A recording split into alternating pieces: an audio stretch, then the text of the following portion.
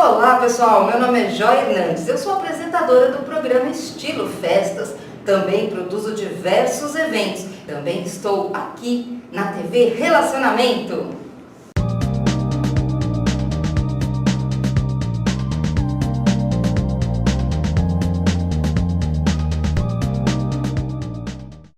Olá internautas, iniciamos mais um programa Você é Top. Hoje o programa está maravilhoso, que nós temos aí uma convidada das artes. E ela veio da cidade de Jundiaí para nos brindar com o seu talento, a sua beleza e a sua maneira de viver esse mundo. Lady Agatha, gratidão, muito obrigado, viu, pela tua presença aqui. Eu que agradeço demais, Kendi, a oportunidade de estar aqui com vocês. Ok. Conta um pouquinho para os nossos internautas onde você nasceu, como que o mundo das artes entrou na sua vida, te agarrou e não te soltou mais. E foi exatamente isso que aconteceu. Eu comecei a dançar em 2011 e nunca imaginei que seria a minha profissão, que isso seria o meu trabalho principal. Sou formada em jornalismo, mas a dança me pegou para ela. Trabalho com as danças ciganas, sou dança-terapeuta também. Hoje eu moro na cidade de Jundiaí, mas sou nascida, criada na Zona Leste, em São Paulo. Bacana. Então hoje o meu trabalho está sendo direcionado para Jundiaí, não só para Jundiaí, mas eu rodo bastante, né? Sou professora itinerante. E com o advento da pandemia vieram as aulas online e hoje eu trabalho muito mais online do que presencial com relação às aulas. Interessante, você vê que antes da pandemia tinha que ser presencial, tinha que ter olho no olho e postura e não sei o que e tal. Como que foi a adaptação para o online? A primeiro momento, assim, foi algo um pouquinho assustador. Porque... Dos dois lados, né? Sim, porque eu nunca imaginei dar aula online. Eu falei assim, aula online, e eu fui chamada, inclusive, para fazer algumas videoaulas. E eu fiquei, gente, mas como que eu vou dar aula de dança online? Eu preciso pegar nas alunas, eu preciso corrigir cada uma delas, preciso desse contato, desse olho no olho, desse sorriso próximo. E aí a gente teve que começar a se reinventar. Então, veio a pandemia, eu comecei devagarinho. Hoje eu tenho alunas no Brasil inteiro e tenho alunas em Portugal também. Então, o trabalho assim, ele acabou crescendo um pouquinho mais. Eu sempre fui muito apaixonada por dança, como eu disse no começo, eu nunca imaginei que eu iria trabalhar com isso. E hoje realmente é a minha vida. Eu não consigo me imaginar fazendo outra coisa. Olha, realmente maravilhoso, porque antes você tinha só os alunos locais, aqueles que chegavam fisicamente até você, né? E hoje está sem fronteiras. Né? Sem fronteiras. Mas eu te parabenizo porque não é uma tarefa fácil. Né? Eu sou professor universitário e eu lembro que mesmo as mais renomadas faculdades particulares aí tiveram que dispensar excelentes professores porque eles não se adaptaram ao online. Isso foi muito comum, nem todo mundo conseguiu, né? E hoje é o que eu falo, a virada de chave ela foi tão grande que eu tenho mais aulas mais aulas online do que o presencial. Né? Mas é muito gostoso. Eu gosto muito de câmera, então eu falo assim, eu juntei a minha experiência como apresentadora, que eu fiz alguns canais, né? O meu último paradeiro foi na TV Caras, e eu peguei toda essa expertise, né, com câmera, de conseguir ficar próxima para levar para online. E isso eu acho que talvez tenha me ajudado bastante, né? Essa coisa de conseguir explicar, de conseguir chegar até minhas alunas através da câmera. Você iniciou com balé, alguma coisa ou não? Não, Kendi, por incrível que pareça, eu comecei já a dançar, eu já tinha acho que uns 22 anos, que para dentro da área da dança, normalmente o pessoal começa pequenininho, né? As pessoas mais pequenas.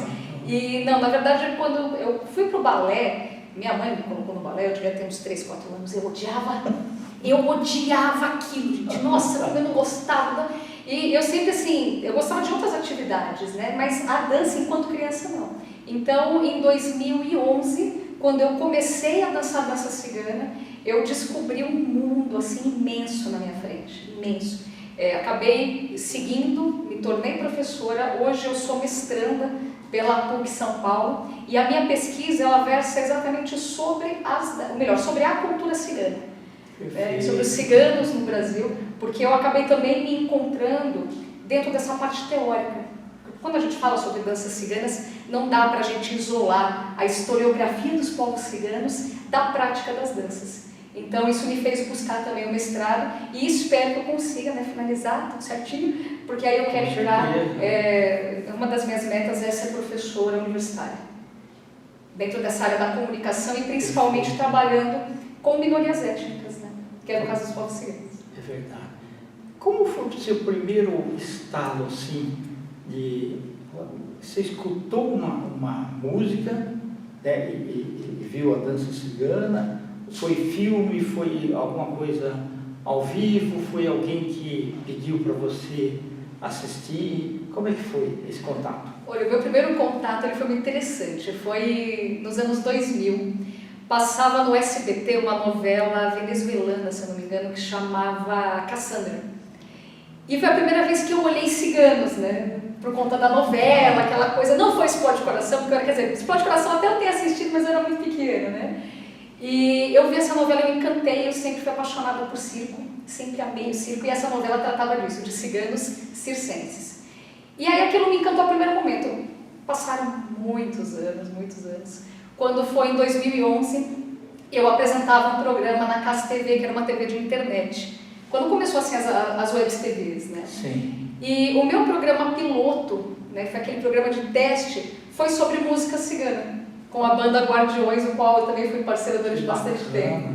E ali eu conheci quem seria a minha professora. Na verdade, antes eu já fazia aula de dança cigana com a Luna Douro.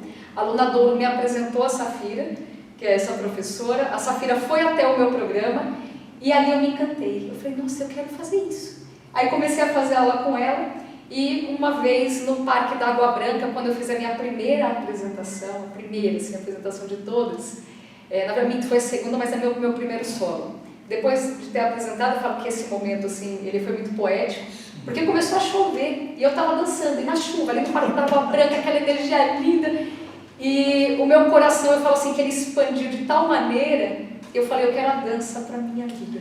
Eu falo que aquele dia eu decretei, eu quero viver disso, eu quero viver para isso, e eu estava há meses dançando, há meses. E aí começou a minha jornada com as danças ciganas. Depois eu fui pesquisar um pouco mais a fundo todas as danças ciganas, porque não é apenas uma, são várias, né? Então, por onde os ciganos foram passando, eles são mantenedores culturais, eles são polinizadores culturais. Então, eles absorvem a cultura local, colocam o seu tempero e fazem a sua arte. Isso foi o que me chamou a atenção. E aí eu mergulhei de cabeça. E o interessante é que, como eles são itinerantes, eles vão passando todo aquele conhecimento, né, por onde eles acabam se fixando, nem que seja por pouco tempo. Às vezes é um circo, às vezes são apresentações, mas fica aquela sensação assim, muito bonita. E no começo foi difícil para você encontrar até as músicas, porque a internet ainda não estava tão assim, né? Esse ano, assim, 2011, a gente já tinha, né, por exemplo, o YouTube e tal, mas não era tão utilizado que nem hoje é, né? Hoje a gente tem outras plataformas, né, de música, então é muito fácil de achar.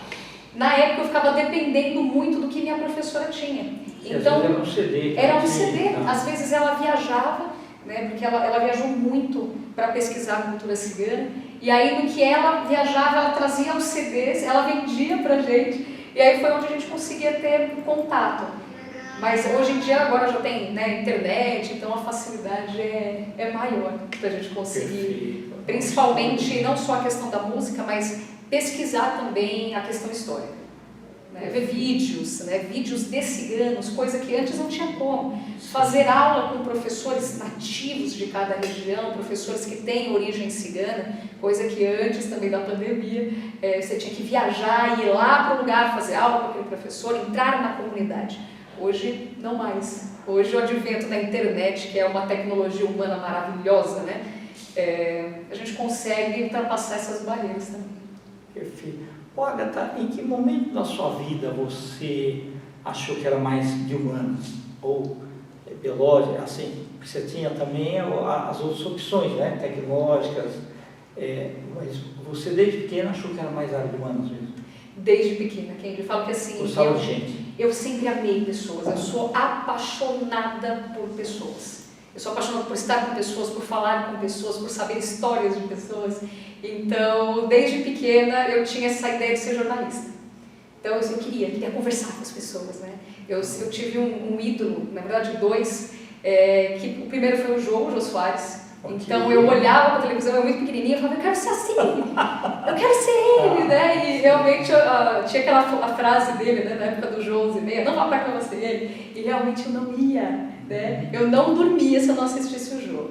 E o Silvio, né, que é, para mim, o maior comunicador. Então, enquanto pequena, eu assistia a televisão, aquilo me fascinava demais, demais. E o palco, né? Então, o trabalhar no palco, né? o expressar no palco, o expressar para pessoas. E aqui eu deixo até uma mensagem para quem está começando nessa área, que não é o fato do ego. É lógico que assim, todo artista, todo comunicador, ele é vaidoso, sim, por natureza, claro, né? Por isso que a gente está em frente às câmeras. Mas quando a gente tem uma troca, né? E essa troca ela vem de alma, né? Essa comunicação ela vem de alma, essa arte ela vem de alma, tudo acontece. E acontece de uma forma pura. Então eu falo que o artista, o comunicador, ele não está, ou melhor, o público não está para ele, mas sim ele está para o público. Porque no momento que você recebe aplausos, o que o artista faz? Ele reverencia.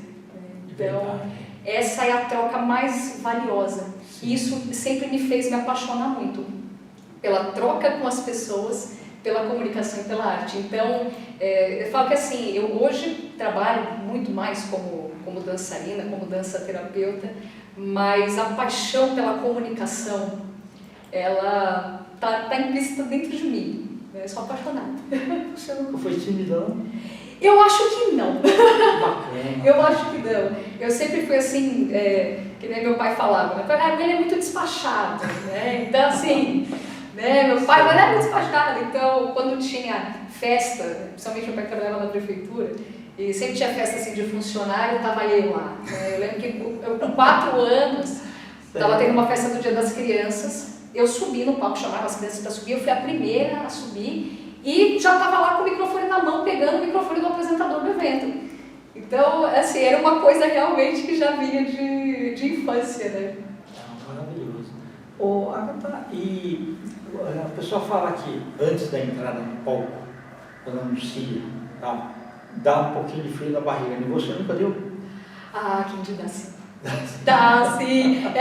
Assim, são as borboletas passando, né? Eu falo que é o espírito das artes, as musas, né, que entram no nosso corpo e começam a fazer cócegas. Então, isso sempre vai ter, né? Entrar no palco... E faz bem, né? Faz parte daquela energia toda, né? Faz, é um gás, né? É um combustível. Eu acho que se a gente não tiver um friozinho na barriga, um nervosismo, talvez a vida até perca a graça, né? Porque é tudo, às vezes, se for aquilo linear, é que nem aquele gráficozinho do coração, né? Então, enquanto tá assim, você tá vivo, que ótimo. Verdade. Parou, ficou linear, a vida se foi. Então, enquanto a gente tem esse nervosismo, essa ansiedade, claro, de uma forma muito, muito proveitosa, né? Ao menos que tenha crise de ansiedade, aí já é outra coisa. Mas essa ansiedade do palco, essa coisa desse nervosismo, essas borboletas no estômago, elas sempre vão acontecer. Pelo menos para mim, qualquer palco, mesmo que eu tenha dançado já várias vezes no mesmo palco, sempre vai ter. Excelente. Ô, Agatha, e para você, né, qual que é um sonho ainda que falta? Aqui eu tenho, acho que alguns sonhos, né? Eu estou num momento assim muito grande de realização, inclusive o meu mestrado está sendo dos frutos, né? Ou melhor, um dos frutos de sonhos, mas eu tenho, assim, agora, nesse momento, eu quero continuar esse meu estudo, poder levar para mais lugares, mas eu tenho um sonho que esse eu não sei como que eu vou fazer para realizar, mas está no meu radar para ser breve, que é ter uma carreta e rodar. Ah, ok. Uma carreta que eu consiga descer, né? Ela se transforme num palco, num caminhão, e eu consiga fazer show por aí, viver na estrada. Eu acho que um dos meus sonhos é ir onde está o meu público, independente de onde ele esteja. Então eu tenho esse sonho de viver realmente. Mas antes disso, você não quer dançar em Paris, não? Quero também, quero dançar em Paris, quero ir para Saint-Marie de la Mer, que ela está também na França, quero visitar minha família em Portugal. Tenho muitos sonhos, assim. Tenho o sonho de levar o meu espetáculo. Tenho um espetáculo que conta a trajetória dos povos ciganos pelo mundo, de rodar com esse espetáculo. Eu falo que assim, todos os meus sonhos, eles estão na estrada. Eu falo que eu sou uma pessoa realmente no mundo. Eu não consigo ficar num lugar só. Eu preciso de pessoas, eu preciso estar com mais pessoas. E é isso que me motiva. O que faz você acordar todos os dias com esse 100% de adrenalina? Eu acho que é a própria vida. A própria vida, ela é o maior dom que Deus nos deu, né? Sim. Então, se a gente está aqui, a gente veio para esse universo, a gente veio para esse espaço né, para ser feliz, É lógico que, claro, a gente vai ter uns dias bons, outros nem tanto, outros piores também, mas a vida é uma dádiva. Então a gente não pode deixar passar em branco. Acordar todos os dias, respirar fundo e começar mais um dia, isso já é motivo para eu ter adrenalina. Né? Eu tenho um grito que eu sempre, quando eu apresento, eu falo com as minhas alunas, que é alegria. Né? Então eu grito muito alegria. Alegria! E por que isso? Porque a alegria é de viver, é a alegria da gente estar vivo. Mas o que também vai me motivar muito são as minhas alunas, que eu sou apaixonada pelo que eu faço. É o meu público, porque eu também sou apaixonada por eles. Então, é fazer essa troca entre a vida e o meu trabalho, que é também a minha vida. Perfeito, não, maravilhoso, e te desejo, sim, muito sucesso, tá? Eu que agradeço muito, Keide, eu que agradeço demais. E venha outras vezes aqui, tá? Se você deixasse seus contatos, nós vamos escrever aqui também, mas para o público poder entrar em contato com você, tá? Claro, vou deixar aqui, então, olha na tela passando para vocês, meu Instagram, @LadyAgatha, com TH, danças, só que sem o cedilha, então Lady Agatha Danças. O meu telefone é o 11 95342 2852, repetindo, 11 95342 2852, Facebook Lady Agatha, e tem o meu site também, que é o www.ladyagatha.com.br. Perfeito. Agradeço muito. E muito querido. sucesso sempre. Posso fazer a minha marca aqui? Por favor. Então é o seguinte, você tem que fazer comigo. Tá. Você faz comigo, a gente vai falar alegria. Tá certo? bom, então, perfeito. 1, 2, 3 e... Alegria! Gratidão. Obrigado. Obrigada. Internautas, com os agradecimentos, então, a essa talentosa e fantástica Lady Agatha, nós finalizamos mais um Você é Top. Grande abraço e até a próxima.